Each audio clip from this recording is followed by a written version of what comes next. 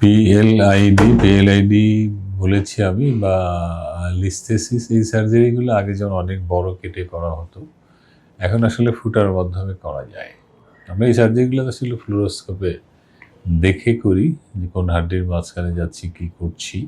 প্রয়োজন হলে এন্ডোস্কোপ বা ক্যামেরার সাহায্য নিই। এন্ডোস্কোপ মানে ক্যামেরা আর মাইক্রোস্কোপ। এটাও এমআইএসের মেইন অ্যাডভান্টেজ হচ্ছে যেহেতু টিস্যু ইঞ্জুরি কম, হসপিটাল স্টে কম, healing rapid, recovery rapid, early mobilisation. এই আর এখন আসলে মিনিমাল ইনভেসিভ সার্জারিরই যুগ, সবাই এটা পছন্দ করে। আর একটা হচ্ছে একেবারে এটা অন্য ধরনের সার্জারি।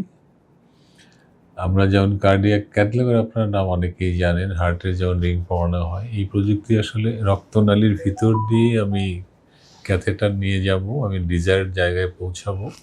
এটা হচ্ছে রক্তনালীর, ব্রেইনের রক্তনালীর চিকিৎসা পদ্ধতির একটা গুরুত্বপূর্ণ অংশ। আমরা এটাকে বলে থাকি এন্ডোভাস্কুলার নিউরোসার্জারি।